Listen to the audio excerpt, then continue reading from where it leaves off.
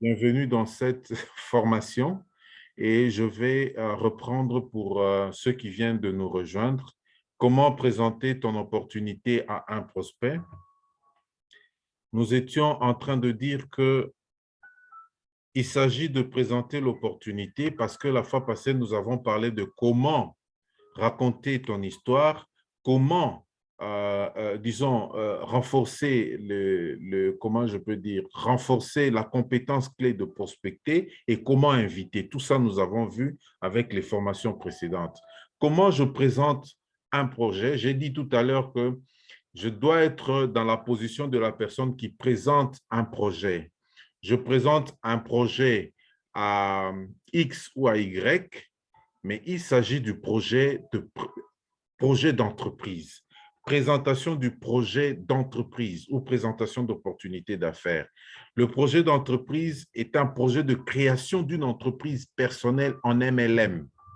L'entreprise personnelle en MLM est créée par la personne qui vous suit et non pas par vous, parce que vous avez déjà votre entreprise MLM. Et donc, quand vous mettez à parler à quelqu'un, vous lui présentez un projet pour pouvoir créer son entreprise personnelle. Et donc, vous êtes un offreur et vous n'êtes pas je ne sais pas, vous êtes un donneur. Donc, c'est vous qui offrez l'opportunité à une autre personne pour qu'il puisse examiner et voir dans quelle mesure elle peut créer son entreprise personnelle. Et l'entreprise personnelle à créer sera une entreprise qui sera automatiquement partenaire d'une entreprise existante, notamment Forever. Forever est l'entreprise existante. Forever fabrique les produits. Forever distribue les produits. Et quand vous devenez partenaire, vous créez votre entreprise personnelle. Il s'agit d'une entreprise qui va prolonger la chaîne de distribution des produits de Forever. Voilà, votre entreprise en MLM, c'est l'entreprise qui prolonge la chaîne de distribution de produits de Forever. Et donc, lorsque vous lui présentez l'opportunité, le projet à quelqu'un d'autre, vous lui présentez un projet de création de son entreprise MLM pour que lui aussi assure le prolongement de la chaîne de distribution de produits de Forever. Alors, à qui est destinée votre présentation? Votre présentation est destinée à un prospect, absolument, à un prospect. Et le prospect, c'est un potentiel partenaire d'affaires. Il peut être un potentiel filleul ou un potentiel client. Et donc, nous devons comprendre que le prospect, c'est la personne à qui j'ai parlé avant. Je me suis rendu compte, compte tenu de notre conversation par rapport à ses besoins ou par rapport à son passé ou par rapport à d'autres paramètres que j'ai examinés, que c'est quelqu'un à qui je peux présenter mon projet. Je l'appelle et il devient directement prospect, un potentiel filleul ou un potentiel client. Je l'ai connu dans un contact à froid ou dans un contact à chaud. Le contact est à froid lorsque c'est quelqu'un que vous ne connaissiez pas, vous avez pris contact et puis au fil du temps, il est devenu votre ami.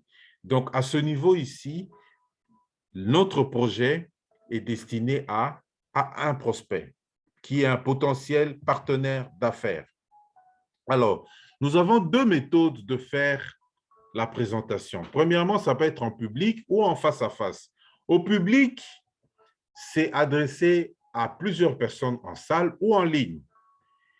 En face à face, c'est adressé à une personne à qui vous avez pris contact directement, rendez-vous pour dire je vais vous parler de l'opportunité, etc., ou du projet d'entreprise. Ça peut être à une personne ou à deux personnes. Il m'est déjà arrivé plusieurs fois de donner rendez-vous à deux personnes dans un restaurant à la même heure pour parler d'affaires. C'est-à-dire, je rencontre la personne X, je lui donne rendez-vous à peut-être à 13 heures au restaurant Y et je parle à la personne Z, je lui donne aussi rendez-vous au restaurant Y à 13 heures. Et à 13 heures, les deux sont là. Nous commençons à prendre un coca, on mange un peu et moi, je leur fais une présentation en partageant mon histoire, en partageant un discours. Ça, c'est une présentation que je fais en face à face. Je ne fais pas une présentation au public parce qu'il s'agit de 2 personnes seulement. Donc, ça peut aussi marcher avec cette méthode. Alors, quel est l'objectif d'une PPE? Parce que désormais, c'est ce que je vais utiliser. Je vais utiliser le vocable PPE. L'objectif est de convertir un prospect en partenaire d'affaires. L'objectif est de convertir un prospect en client. Il sera soit le nouveau filleul, soit le nouveau client. Vous allez me dire, mais on fait la PPE pour avoir des filleuls, mais pourquoi vous parlez des clients? Oui, il peut arriver qu'après une PPE, quelqu'un vous dise qu'il est intéressé par les produits, mais pas par le business. Il devient votre client. Moi, j'ai des gens comme ça. À ce moment-là, vous avez aussi atteint l'objectif de convertir un prospect en client. C'est comme ça que nous devons être prudents. Lorsque nous faisons une présentation, nous parlons des produits, mais nous devons savoir que si cette personne ne démarre pas le business, nous pouvons le convertir aussi en client. Alors, maintenant, nous allons examiner quelques éléments de ce que vous devez savoir. Premièrement, votre présentation physique comptera beaucoup pour réussir une PPE. Ce n'est pas à moi de vous apprendre cela. C'est l'habillement. Les femmes, c'est leur coiffure. C'est pas trop d'extravagance. C'est vraiment une présentation élégante. C'est l'expression du visage, que je ne suis pas fatigué, que je suis plein d'enthousiasme et que c'est le sourire. Tout cela va beaucoup compter. J'étais hier, par exemple, quand nous étions à la POA, à Mongafula. Bon, docteur Paul avait quelques soucis de santé. J'espère que maintenant, ça va. Et d'habitude, c'est lui qui lance, ouvre le bal, comme on dit. Donc, il va lancer les hostilités en prenant le micro. Il accueille tout le monde, etc. Il leur met à l'aise, il les met plutôt à l'aise. Et puis, il va m'inviter à parler. À la fin aussi, il prend la parole pour aller jusqu'à la fin. Mais comme il avait un souci de santé, moi-même, déjà, quand je l'ai vu venir, j'avais compris qu'il avait un souci de santé. Moi, j'ai compris qu'il avait un souci de santé déjà par l'expression de son visage. Et lorsqu'il était question de commencer, il m'a dit, non, écoutez, moi, avec... J'ai dit, non, je n'ai même pas insisté. J'ai dit, non, non, tu restes, je vais aller moi-même commencer. Pourquoi? Parce que l'expression de son visage va beaucoup compter lorsqu'il va faire sa présentation. Par conséquent, nous devons en tenir compte. Et je me suis rendu compte qu'avec le souci de santé qu'il a, il risque de communiquer une énergie négative. Et donc, on devait mettre les choses, on devait l'épargner plutôt. Je parle de la présentation, je parle de l'expression du visage, je parle du sourire. Je vais aussi raconter une histoire. Je ne sais plus, c'était en 2018, je pense. On a fait une PPE, les gens ont fait une PPE, il y avait du monde, la salle était une salle conséquente parce que c'était une salle de haut niveau ici à Kinshasa et tout, les gens étaient là, les gens cravates, verts, costumes et tout. Alors, ces gens ont vu un manager, un ou deux managers. Ils ont regardé, je ne sais plus, c'était un groupe de gens, ils ont regardé le manager. Et puis, ils sont retournés chez la personne qui les a invités. Il dit, ah, c'est celui-là qui est manager. Et l'autre aussi. Donc, si nous commençons le business, c'est pour devenir comme eux. Alors, si tel est le cas, ça ne sert à rien.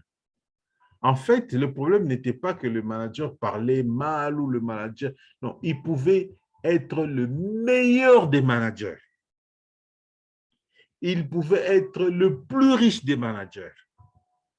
Mais la manière dont on a regardé ce manager par rapport à son habillement, et c'était de loin, Parce qu'on n'a pas, les personnes ne les ont pas approchés, mais on leur a dit que c'était des managers. Ils ont dit, si ce sont eux les managers et que nous devons devenir comme eux, autant ne pas venir faire ce business. C'était fini. Et ces gens ne sont plus revenus. Donc, c'est la présentation physique qui a joué, malgré le tout beau discours de la personne qui a fait la conférence. Ça, c'est important. Alors, avançons. Votre langage doit pousser le prospect à avoir envie de continuer à vous écouter. Lorsque vous faites une présentation, vous devez vous assurer que votre langage doit donner au prospect l'envie de vous écouter, de continuer à vous écouter. Parce que vous ne devez pas seulement parler, vous devez vous assurer que vous parlez pour donner envie aux autres de vous écouter. 1. Utilisez les métaphores. Racontez des histoires. Mettez des petites histoires. Les métaphores, ce n'est pas seulement les histoires, mais c'est des images que vous pouvez aussi donner. Regardez, c'est comme, vous voyez l'expression du genre, voilà, c'est comme telle chose, c'est comme telle chose. Ce que je vous explique, ça ressemble à ceci. Vous donnez des métaphores de ce genre, mais aussi vous racontez des petites histoires de telle personne. Regarde, ça me rappelle telle histoire, ça me rappelle telle autre histoire. C'est l'utilisation de ces métaphores-là qui va donner la vie à votre présentation. Mettre un peu d'humour. Oui, créer, chercher, trouver un moyen de pouvoir mettre un peu d'humour. De temps en temps, je le fais. Et en mettant un peu d'humour, faites en sorte qu'il y ait aussi un peu d'interaction avec les autres. Je vais le dire tout à l'heure. Mettez un peu d'humour, ça c'est important. Il faut aussi voir comment vous adapter à l'auditoire. C'est-à-dire, vous ne pouvez pas être là pour dire « c'est comme ça que je suis, c'est comme ça que je parle, c'est comme ça ». Non, vous allez seulement en regardant votre auditoire, c'est composé de qui, parce que parfois quand nous venons faire une présentation, nous ne savons pas qui est-ce qu'on a invité et en regardant seulement la salle, on peut dire « bon, il y a beaucoup plus de jeunes, le discours va tenir compte de ces jeunes. Il y a beaucoup plus d'hommes d'un certain âge, le discours va tenir compte de ces hommes d'un certain âge. » Et ensuite, un élément important aussi, pendant que vous parlez, apprenez à mettre des pauses. Vous prononcez, vous faites un petit discours, une petite phrase, vous pouvez faire une petite pause et vous continuez. Vous parlez, pause, vous parlez, pause. Ce n'est pas interdit. D'ailleurs, c'est très efficace dans la communication. Lorsque vous mettez les pauses, votre communication devient efficace. Je vous le garantis même. Utilisez le ton et la voix qui captive et qui varie. Je dis bien qui captive et qui varie. Quand je dis ça varie, ça veut dire quoi? Votre façon de parler votre ton et votre voix devraient générer une émotion liée à ce que vous dites. Si c'est quelque chose de grave, vous pouvez utiliser le ton qui pousse même votre auditoire à sentir que c'est grave. Si vous voulez que les gens comprennent ce que vous voulez dire, faites un peu comme si vous haussez le ton pour attirer l'attention même de ceux qui étaient distraits, etc., etc. C'est des exercices à faire parce que ça ne s'apprend pas du jour au lendemain. Mais je voudrais que vous ayez ces éléments pour dire, je dois utiliser les métaphores, je dois mettre un peu d'humour, je dois m'adapter à l'auditoire, je dois mettre des pauses, je dois utiliser le ton et la voix qui captivent et qui varient. Ce que vous devez savoir, c'est aussi que lorsqu'il n'y a pas de prospect, il n'y a pas de parrainage et il n'y a pas de vente non plus. Et ça, c'est important. Donc, quand nous disons que nous faisons une PPE au prospect, nous devons savoir que nous devons toujours et continuellement chercher ces prospects. Et si nous n'avons pas ces prospects à mettre dans la salle, il n'y aura pas de parrainage, il n'y aura pas de vente, il n'y aura pas de business. Lorsque vous êtes en one-to-one, donc en face à face, Vous devez arriver le premier au lieu du rendez-vous. Il ne faudrait pas que votre prospect vous attende. Vous devez être la première personne à arriver, qu'il vienne vous trouver. Malheureusement, il peut arriver. Écoutez, je vais vous raconter une petite histoire. C'était notre ami Armand, pharmacien Armand, pasteur Armand. J'ai fait la prospection sur Internet et nous avons parlé et nous avons fixé rendez-vous au restaurant Fleur de Lys. Le rendez-vous était à 14 heures. À 13 heures, il était déjà sur place. Et il m'appelle, il me dit, je suis déjà là. Je lui ai dit, papa, notre rendez-vous était à 14 heures. Moi, vous m'obligez maintenant de venir plus tôt parce que le rendez-vous était à 14 heures et moi, je pensais à 14 heures. Oui, ok, je vous attends, je suis déjà là. Voilà, à ce moment-là, est-ce que j'étais en retard ou comment? Vous allez comprendre que dans des cas comme ça, je ne suis pas en retard, mais j'étais obligé moi-même de m'adapter justement pour ne pas faire attendre pendant longtemps si mon horaire pouvait le permettre. Et je suis arrivé quelques minutes, je crois 15 minutes avant 14 heures, et nous avons entamé notre conversation. Utilisez les outils qui peuvent aider à persuader votre prospect. Au cours d'une présentation, vous-même déjà, vous voulez faire la présentation, vous devez savoir qu'est-ce que je vais utiliser comme outils qui vont aider à persuader le prospect. Ça peut être un produit, que vous voulez faire goûter, ou bien vous voulez faire toucher. Parfois, quand j'ai le savon aloe avocado, je prends le savon, je dis prenez le savon, comparez avec tous les savons de toilette que vous connaissez. Que chacun touche le savon et compare. C'est fait à dessein. Comme parfois, quand j'ai le hand sanitizer, je n'hésite pas de faire passer mon hand sanitizer à tout le monde pour que chacun puisse se rendre compte c'est quoi le désinfectant des mains de Forever parce qu'on nous en parle. Et c'est important. Hier, quand nous étions à APOA, j'ai fait la même chose. À la fin, il y a un monsieur, je crois qui est journaliste, qui m'a dit, après, bon, évidemment, ce n'était pas mon invité, mais je lui ai posé quelques questions. Il m'a dit, non, écoutez, c'est tellement intéressant. J'ai même utilisé le désinfectant là. Je rentre avec un parfum qui est intéressant. Donc, lui, le parfum l'attire. Voilà. Peut-être qu'il est kinesthésique, mais le parfum l'a attiré. Voilà, il a utilisé et le parfum l'a attiré. Donc, utilisez les outils. Moi, je ne sais pas vous dire lequel. Ça dépend de la manière dont vous voulez faire votre présentation. L'outil peut être les dépliants. Ça peut être des dépliants. Ça peut être autre chose. Prenez quelque chose que vous mettez en place pour pouvoir continuer à persuader vos prospects. Votre propre histoire devra être racontée au cours de la présentation. Il y a plusieurs façons de faire ici.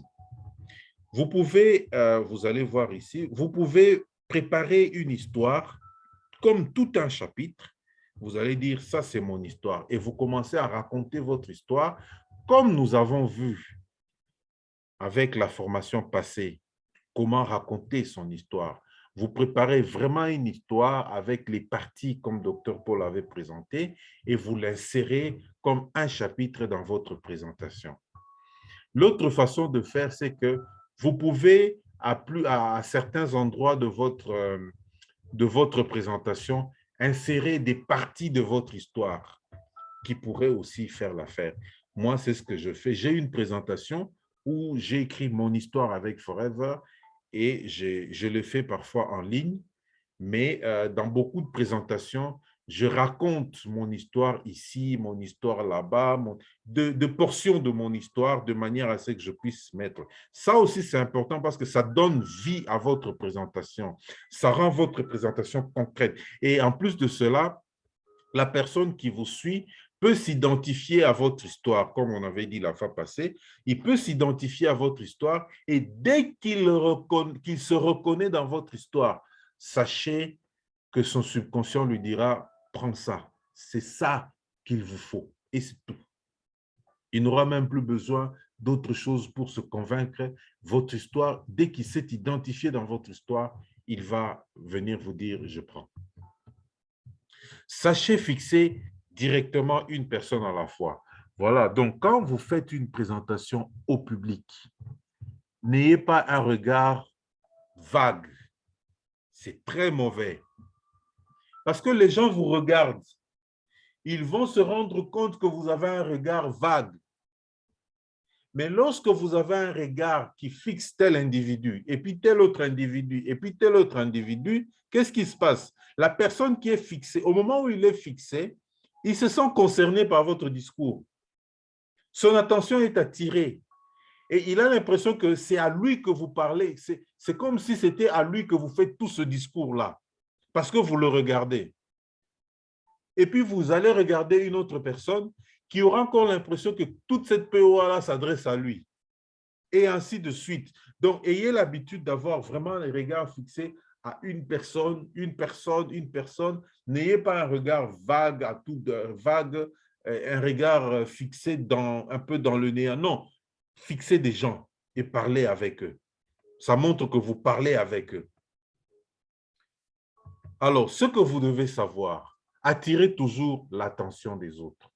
Attirez l'attention des participants.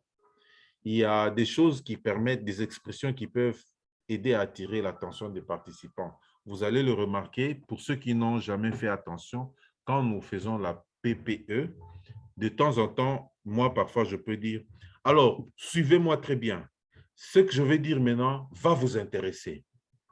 Dès que vous dites ce que je vais dire maintenant va vous intéresser, vous protégez quelqu'un à une histoire qui n'est pas encore racontée. Il va ouvrir grandement les yeux et il veut voir de quoi il s'agit en question.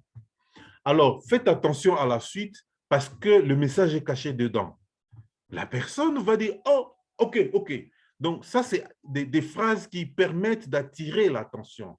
C'est-à-dire, vous pouvez aussi poser des questions. Quand vous posez des questions, ça attire aussi l'attention. Des questions du genre « vrai ou faux ». Les gens vont dire « vrai ». Ok, passons. Ça attire l'attention. Ou bien, vous posez la question dans la salle, qui va répondre? Vous attirez l'attention. Ce n'est pas fait parce que j'ai besoin d'une réponse, tout ça. Non, je le fais parce que je dois attirer l'attention du public, des participants. Je veux qu'ils se concentrent sur moi. Il y en a qui peuvent être dans la salle et les idées déjà sont parties ailleurs. Mais dès que je pose une question, tout le monde revient dans la salle. Même celui qui n'a pas compris la question, il va chercher à comprendre la question pendant que d'autres répondent. Voilà. Donc, ayez aussi cela en tête. Soyez simple, soyez court dans ce que vous faites. Moi, parfois, je déborde parce que c'est la passion qui me fait parler. Mais à la formation Accelerate, je me rappelle, Greg avait dit « Less is more ». Greg Mon, il nous avait dit « Less is more », c'est-à-dire peu et plus. Bon, je ne sais pas, je crois que c'est ça. C'est-à-dire, le moins que tu parles, c'est déjà beaucoup. Présenter l'essentiel en peu de temps. Et souvent, dans les pays du Nord, ils nous disent il faut faire 30-40 minutes, ça suffit d'une PPE.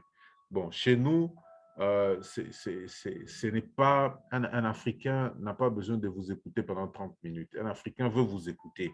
Et donc, nous allons aussi comme ça, un peu dans ce sens pour être avec les autres. Vous vous rappelez, quand je commençais à faire des POA une heure de POA, tout le monde au siège commençait à dire, mais qu'est-ce qui se passe?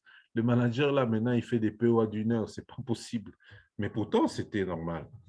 Soyez honnête, dites la vérité.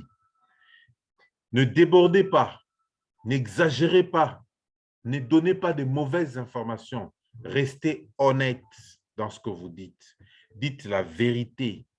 Quand il y a une question ou quand vous donnez une information liée à quelque chose de votre POA, soyez vrai. Ça, c'est important. Dites ce que vous pratiquez, c'est-à-dire ce que vous pratiquez, c'est en fait ce qui est en vous. C'est ce à quoi vous croyez. C'est ce que vous allez sortir sans problème. Et n'allez pas raconter des choses que vous ne faites pas. dites vraiment ce que vous avez l'habitude de faire ou que vous pratiquez, etc., quand il le faut. Évitez les distractions. Dans votre salle, s'il y a une distraction, faites en sorte que, au maximum, que les distractions soient réduites ou éliminées carrément. Parce que tout le monde vous devez être le centre à ce moment-là lorsque vous parlez. Clôturer en forme, c'est clôturer en beauté, c'est clôturer avec l'appel à l'action, c'est clôturer en remerciant les gens, c'est clôturer en leur disant merci beaucoup pour votre attention, merci, vous avez été formidable, je suis très reconnaissant par votre attention, merci, etc., etc. Voilà, ça c'est des éléments que vous devez savoir lorsque vous faites votre PPE, votre présentation. Alors, construisez les parties de votre présentation. Première chose, évidemment, vous allez voir, nous avons plusieurs façons de faire une présentation. Le contenu est le même. La personnalisation peut changer. Certains commencent par n'importe quel type d'introduction, une PPE centrée sur une causerie santé, une PPE qui va parler de l'entreprise, de l'entrepreneuriat directement. Tout dépend de ce que vous pouvez ajouter comme introduction, etc., etc.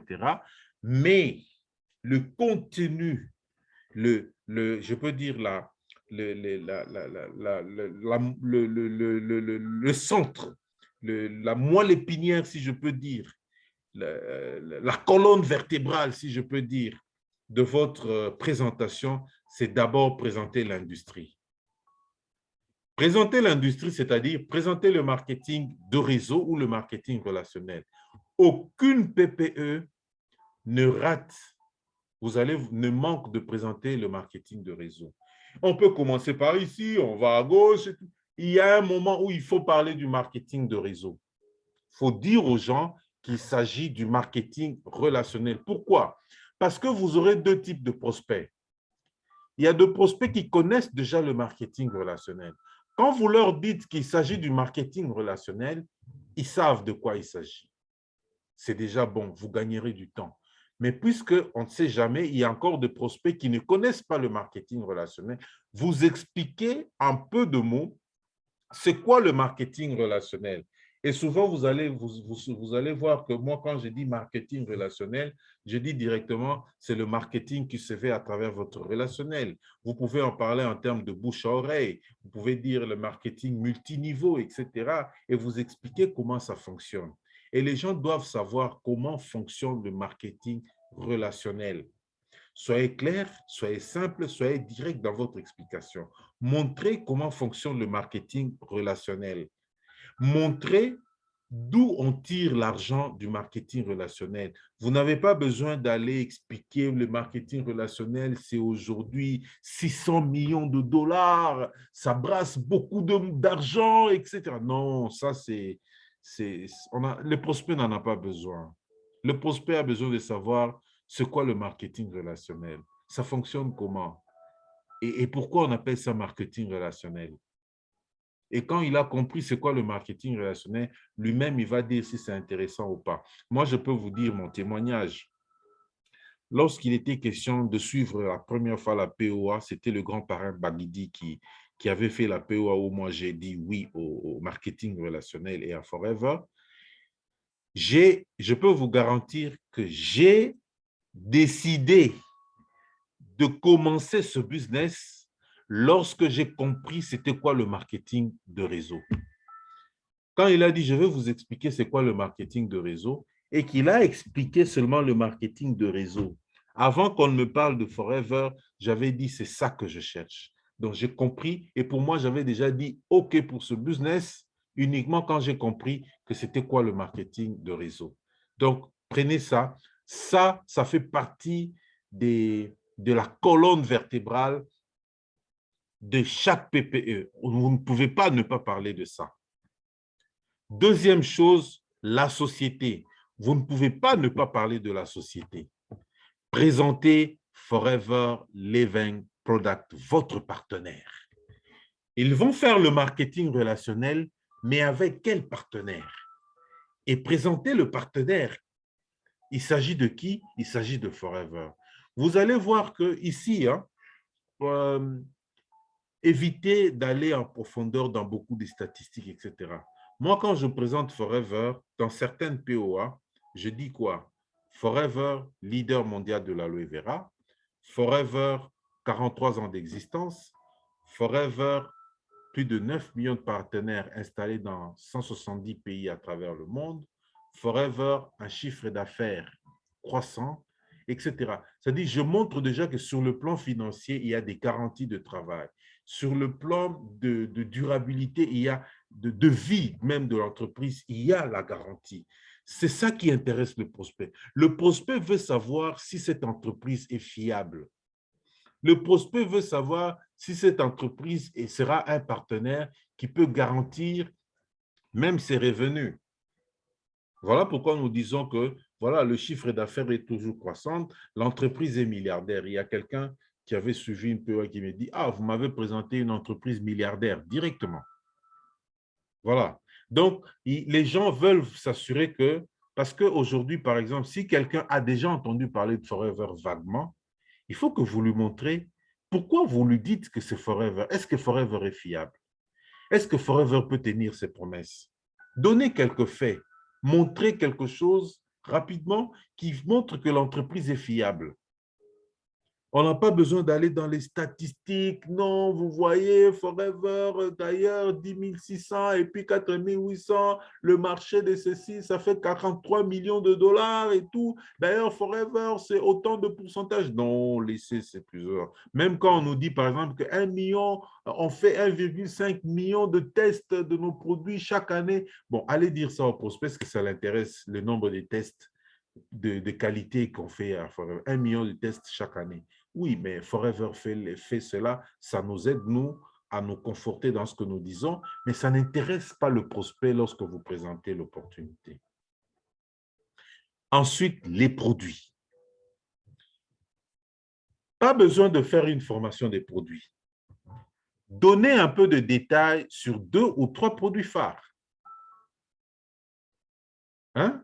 Comme maintenant, quand je fais mes POA à causerie santé, je commence, le produit que je mets en avant, c'est l'aloe vera. Moi, je parle de l'aloe vera. Et ensuite, vous allez voir dedans, quand je vais insister, un peu le Bright et un peu le Vital 5. Le reste, je ne fais pas toujours mention, mais je veux mettre quelques faits, notamment quelques témoignages de tel qui a utilisé ceci, de tel qui a utilisé cela, de tel. Et pour cela, ça permet simplement de montrer que nos produits peuvent intéresser les gens dans leurs problèmes. Et les produits, surtout que les produits peuvent intéresser les gens dans leurs problèmes. C'est-à-dire, si je parle des yeux, du coup, dans la salle, les gens qui sont en lunettes commencent déjà à ouvrir leurs yeux pour dire « Ah, moi aussi, je pourrais peut-être m'intéresser à ça, je pourrais abandonner mes lunettes. » Et en parlant d'autres choses, « Ah, moi aussi, peut-être l'hypertension, ça peut marcher, etc. etc. » C'est-à-dire, je présente des produits et en donnant quelques faits pour montrer que ces produits peuvent intéresser les gens et intéresser ceux qui m'écoutent. Richard a eu une expérience avec le gars qui avait parlé de son père. Quand on a fini, la question c'était son père, son père, son père, son père, son père. Quand on a garanti que son père pouvait trouver son compte avec nos produits, il a dit « Ah, je vais prendre contact et nous allons continuer. » Donc, il faut montrer ces éléments-là. Montrer que votre prospect peut gagner de l'argent avec ces produits. Parce que lorsque quelqu'un a compris que ces produits peuvent intéresser les gens, il peut commencer déjà à se dire « Ah, Donako gagner mbongo, je peux gagner de l'argent avec ces produits. » Et si je peux gagner de l'argent avec ces produits, ça devient intéressant. Et ça, c'est des éléments, ça, c'est pour cette raison que nous faisons ces présentations de cette façon-là. Alors, ce n'est pas fini. Dans votre présentation, vous parlez du plan de rémunération. Limitez-vous à quelques avantages du plan de rémunération. Il y a des gens qui mettent dans leur présentation que vous allez devenir animateur adjoint, vous gagnerez autant, et puis manager, vous gagnerez autant, manager, animateur et manager adjoint et tout. Voilà, c'est à partir du manager que vous pouvez avoir le chairman's bonus, que vous pouvez avoir des voyages que Forever offre, que vous allez devenir peut-être des aigles, etc., etc. Ça dit, quelqu'un peut présenter ça comme ça. Tout comme vous pouvez seulement dire, voilà, le business avec Forever vous permet de gagner un revenu mensuel. Ensuite, vous avez la possibilité de gagner un revenu annuel. Vous avez la possibilité de gagner une prime pour le véhicule que nous appelons Forever to Drive ou le plan mérite. Et puis, vous avez aussi la possibilité de voyager. Ce sont des avantages que vous présentez. Et vous donnez quelques illustrations. Ici, il n'est pas question de donner trop de détails liés au plan des rémunérations dans un premier temps. Alors, racontez votre histoire. C'est-à-dire, quand vous avez donné les éléments liés au plan des rémunérations, mettez maintenant votre histoire à ce niveau-là. Quelle est mon histoire avec Forever? Mes chers amis, votre histoire avec Forever n'est pas forcément liée à l'argent, n'est pas forcément liée au bonus. Ça peut être lié à votre état de santé. Ça peut être lié à un avantage que vous avez reçu par rapport à votre épanouissement. Ça peut être lié à un autre avantage par rapport à votre membre de famille. Mais racontez votre histoire à ce niveau ici. Si vous voulez avoir votre histoire comme quelque chose vraiment dans un chapitre, vous terminez de parler des rémunérations, des avantages. Voilà. Quelle est votre histoire? Mettez votre histoire là-bas. Qu'est-ce que moi j'ai vécu avec Forever? Comment j'étais avant? Et qu'est-ce qui a fait que je puisse prendre Forever et comment je suis aujourd'hui? Mettez votre histoire là. 6. Expliquer comment démarrer le business. Dire au prospect ce que ça va lui coûter pour démarrer cette activité. Vous avez deux possibilités de commencer. Vous allez commencer soit avec un pack de démarrage. Là, vous payez 406 $ et vous avez tous les produits phares. Du coup, vous êtes animateur adjoint. Ou vous allez commencer avec des petits achats de 50, de 100 $, de 80, etc. En 2 mois consécutifs, vous totalisez 546 $ et vous êtes animateur adjoint. Vous commencez à parrainer. Dites-lui ce que ça va lui coûter pour démarrer cette activité. Montrer qu'il n'y a pas d'autres formalités, des démarches administratives, etc. Et puis ensuite, garantir qu'il y a un plan de formation. Il faut que le prospect sache qu'il va être accompagné pour aller de l'avant, qu'il va être coaché pour aller de l'avant. C'est pour cette raison qu'il va se dire, oui, je vais avec lui parce qu'ils vont m'aider à réussir. Alors, ayez en tête qu'il restera la question de savoir comment gagner. Souvent, les prospects en tête, ils se demandent, mais comment moi je vais gagner de l'argent? Comment je vais gagner de l'argent? Alors, nous laissons ça comme ça. La question là, comme c'est une question qui demande peut-être d'expliquer le plan marketing avec beaucoup plus de détails, parfois nous laissons ça comme ça. Et si nous avons une séance de questions-réponses, ce type de questions revient toujours. Comment moi je vais gagner de l'argent? Même si ce n'est pas dans la salle, en privé, là, quand ils retournent chez les personnes qui les ont invités, ils demandent toujours comment je vais gagner de l'argent. Et vous expliquez maintenant le plan marketing. Ça peut faire l'objet même d'un rendez-vous parce que ça devient quelque chose qui vient avec le suivi. Voilà un peu comment vous pouvez construire les parties de votre présentation. Alors, à la fin de votre présentation, ce que je viens de donner d'abord, mes chers amis, c'est ce qui ne doit pas manquer quand vous faites votre POA. Ça ne doit pas manquer. Vous pouvez enlever des choses, mais ça fait la colonne vertébrale d'une POA. À la fin maintenant, vous devez demander à votre prospect s'il est partant ou non. Mes chers amis, ça, c'est justement pour cette raison que vous avez fait cette présentation. Il faut que vous sachiez si la personne est partant ou pas. Au cas où il est partant, la question c'est quand est-ce qu'il démarre? Demandez-lui quand est-ce qu'il démarre. Vous pouvez tomber sur un prospect qui vous dit demain. Vous savez, moi j'avais surpris mon parrain. quand il demande, bon, vous commencez quand? J'ai dit lundi. C'était samedi. Je dis, non, je commence lundi. Il dit, ah, lundi. Et comme on m'a toujours raconté, eux-mêmes m'avaient raconté, ils ont dit, bon, écoutez, nous avons fait la présentation, on n'était même pas très sûrs, et il y a quelqu'un qui démarre lundi. Ils se sont retirés, parrain et filleul, et Luku et Baguidi pour dire, il y a quelqu'un qui démarre lundi. Maintenant, qui va le parrainer? Ils se sont entendus, et c'est comme ça que Baguidi lui a dit, toi, tu es mon filleul, parraine. Et le filleul a parrainé. Voilà un peu ce que ça représente en tant que question.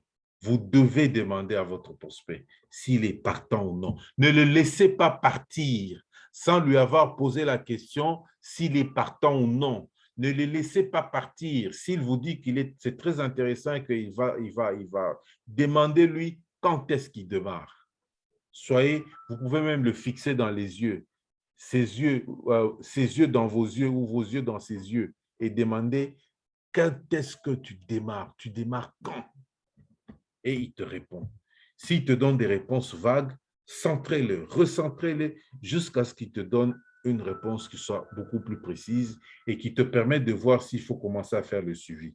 Parce que si quelqu'un dit que je vais commencer l'année prochaine, vous savez que vous avez 2 mois de suivi, par exemple. Et donc, vous allez le suivre pendant 2 mois. Et l'année prochaine, vous le relancez pour dire, est-ce que tu es maintenant prêt?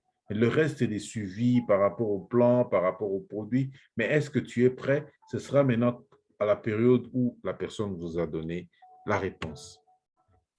Alors, un dernier conseil. Vous imaginez de quoi il s'agit ici? Allez simplement au siège, demandez le manuel de présentation de projet d'entreprise, le manuel de PPE, demandez et achetez. Point. Ça vous aidera à vous inspirer. Moi, j'en ai, je l'ai lu tout au début. J'ai fait même des présentations avec ça comme guide. Vraiment, ça va vous aider. Ne laissez pas cette occasion d'acheter ce manuel de PPE comme un des outils de travail dont vous aurez besoin. Ceci me permet de vous dire merci beaucoup. Voilà. Et donc, nous allons passer, comme d'habitude, aux questions de commentaires. Et cette question et commentaires à ce niveau ici, ça va nous permettre de pouvoir renforcer ce qui n'a pas été bien dit, ou alors ça va nous permettre de pouvoir clarifier aussi certaines choses, ou alors ça vous permettra d'enrichir ce que moi je viens de dire. Et donc, je vais débloquer les micros pour permettre à ce que nous passions à cette étape.